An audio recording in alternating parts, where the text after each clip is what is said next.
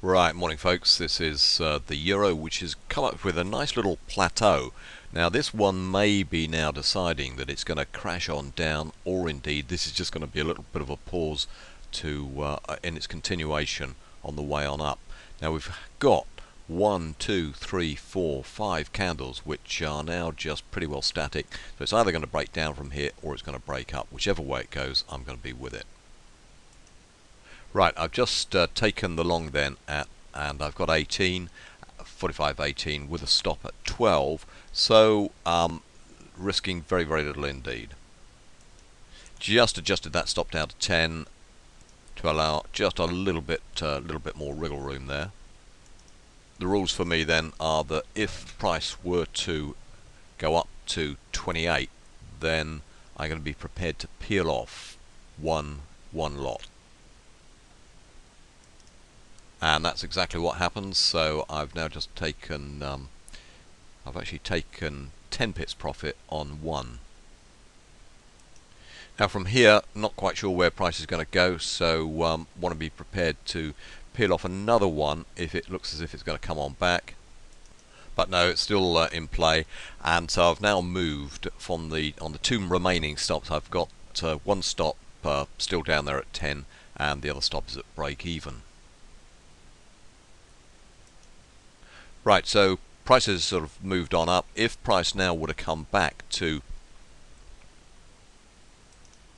so if price came all the way back down to 45.10, it would be a scratch trade, no profit, no loss. So I have now got the option of moving my stop up to my final lot stop up to break even. So I've got 2 at break even, and that would mean that I would be now that net.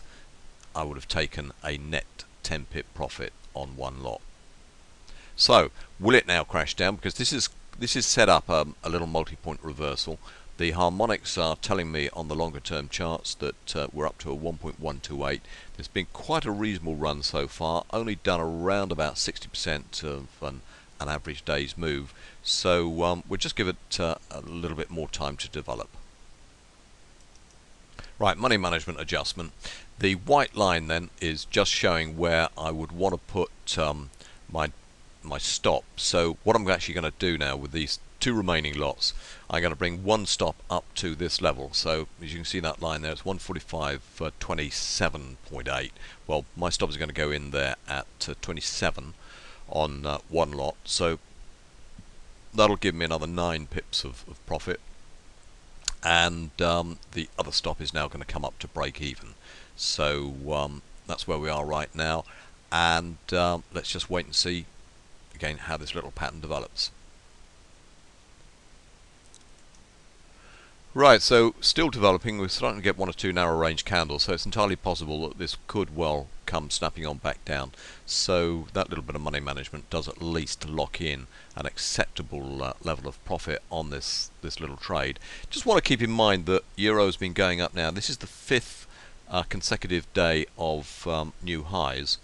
Could this now start to want to put in some form of correction? Well, it's entirely possible that that's exactly what it might want to do, because anything more than 5 strong up days in a row is a little bit unusual for the Euro.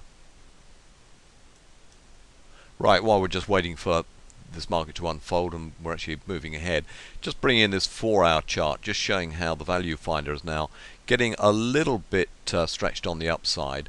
But we've now got a couple of numbers come in, 1.272 and a 786, which they're sometimes quite important reversal numbers. And they develop these sort of potential patterns. There's a potential Gartley there in the making.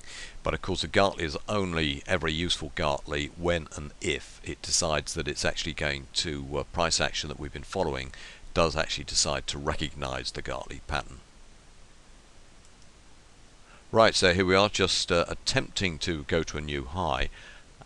Whilst this one is actually moving on, we've got the Australian, which is following suit, and the cable, which is not doing so. Now it's entirely possible that what this thing could still develop into is a reversal. If this candle, for instance, were to leave behind that long tail, that high wick, then that could be quite a bearish sign. If price then decides it's just going to drop